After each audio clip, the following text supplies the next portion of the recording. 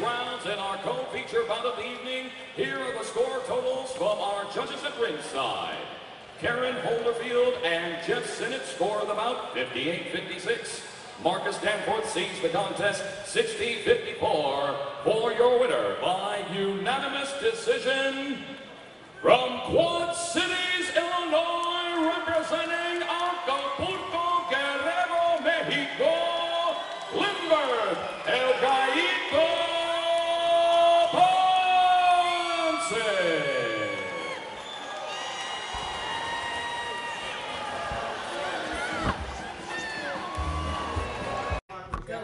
All right, back here at the Hartman Arena, good old Sean Wheelock. How are you, sir? Always great to see you, my friend. Good to see you. Now, you were out there, lead guy, making this happen. What did you think of the arena? I'm just a television commentator. I'm very humble in this. No, it's KO Night Boxing, Kansas Athletic Commission. I'm a small piece of the puzzle. Yeah, it is a heck of a deal to be sitting ringside when Nico Hernandez comes out. What's that like from a broadcast perspective? It's fantastic. You know, as commentators, you can always play off the energy of the crowd. And sometimes as a commentator, you're not aware of how many people are there, but a loud crowd elevates it up. And you just sense that energy, that excitement. This was a loud crowd. They were behind all of the Kansas fighters tonight, but then when Nico Hernandez came out, there was just that added It's like buzz. the Roman Coliseum. It's that, right. It's that added buzz, that added level of excitement. You know, I'm old enough to remember when Tommy Morrison was really breaking in Kansas City, long before he was in the world title picture, when he was breaking in Kansas City. And he didn't have the Olympic pedigree. He came out a tough man as a teenager out of Jay, Oklahoma. But there was that sense of excitement with Tommy Morrison, and I'm feeling that 2 decades later with Nico Hernandez. So you've been busy. You were in, let me get this right, China? I was in Hartman, China. As we're recording this is Saturday. So 2 days ago I was in Hartman, China, commentating M1 for MMA. I got to Wichita last night on Friday night. It was a long Friday because of crossing the international timeline. I actually landed 10 minutes before I left Shanghai. Wow. And the recuperative powers of a 12-hour sleep, so I'm right back on schedule. You are amazing. You must run on batteries. I do a lot of international travel. Now, what do you think of this Conor Floyd thing? I have to ask you. You know, so I do a podcast with 2 of the best MMA fighters on the planet, Ben Askren and Joe Warren. We've been talking about this fight for months. And I personally didn't believe it was going to happen. Ben Askren said, never going to happen. Joe Warren said, nope, you guys are wrong, it's going to happen. Credit Joe Warren, the baddest man on the planet. He was right, it's going to happen. And Joe said it's because of the money.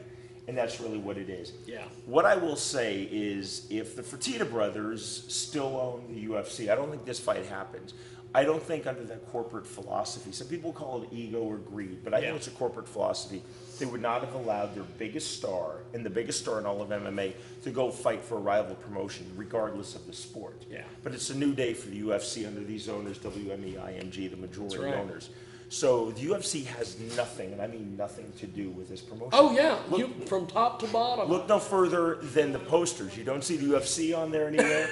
The TV has already been announced. It's going to be through Showtime's pay-per-view arm, so there's no tie-in with the UFC. I don't think you're going to see a lot of people UFC are comparing this to when Chuck went to Pride and fought the tournament. It was just like they just loaned him. I think that's very fair. Okay. And there was no cross-promote. I thought there would be some level of cross-promotion, or I thought you would see a hybrid card of MMA and boxing. I didn't think you would see another boxer versus MMA fighter, because I think that would kind of devalue. I was pulling for Roy Jones versus Anderson Silva, but I know I commentated Roy Jones versus the MMA fighter Byron Phillips on Internet pay-per-view a year ago, March. But you know, and Don Fry, the great Don Fry, has been calling out Mike Tyson, maybe tongue-in-cheek, maybe not, on Facebook. But I thought it would be a hybrid card. Does Tyson even know how to use Facebook? That's a good question.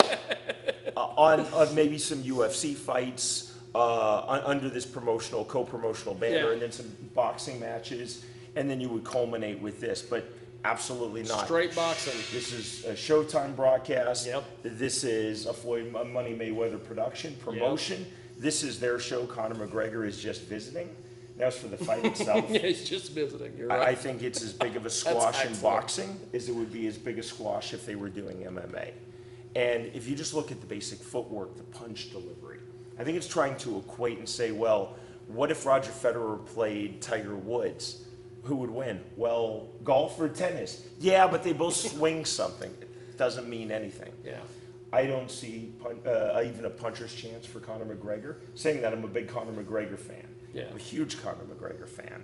But I just simply don't see a puncher's chance. Everything I know about the sports of MMA, everything I know about sports of MMA and boxing, as well as my knowledge of kickboxing and jiu-jitsu and wrestling, and I'm a student of mixed match fighting, it's going to be a non-competitive fight. I think it's a matter of does Floyd Mayweather Jr. want to take some chances and get McGregor out early, or does he just want to light him up and embarrass him? But you talk about Saul Canelo Alvarez, arguably the best fighter on the planet right now. I wouldn't make that argument, but I would make the argument he's in the top 5.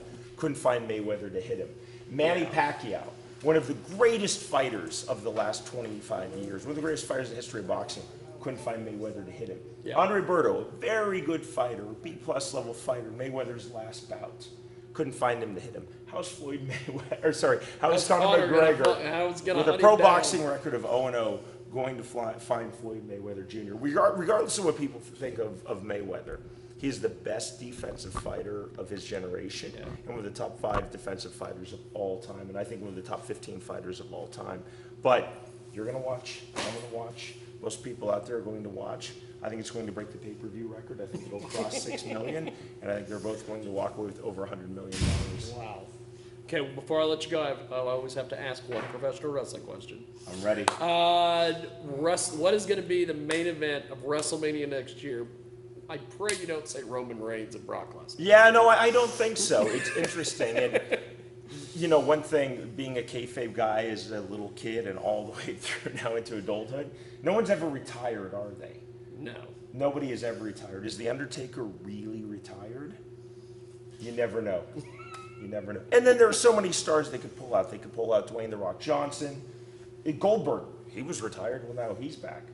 I'm a big Goldberg mark. I was sitting right there. Could Stone Cold Steve Austin come back? What's Ronda Rousey doing? She's going to be on Battle of the Network Stars. I guess they're already recording episodes. I think it's going to be an unpredictable, non-conventional main event. Now, I've got Jim Ross's number on my cell phone. I don't know if they've told JR. He'll probably know before any of us Yes. Without venturing a guess, I will say it's going to be a very unconventional, probably unpredictable main event where you might see an outside star or a non-active star. How's That's that? awesome. Thank you, sir. Thank you, Good to see you, Appreciate my it, friend. brother. And that ends our coverage here from the Hartman Arena with Mr. Sean Wheelock. And thank you, sir. Thank you. Appreciate it. The score totals from our judges at ringside. Karen Holderfield sees the bout 38-38, scoring the bout even. Jeff Sinnott sees the contest 40-36. Marcus Danforth scores it 39-37 to the winner by majority decision. From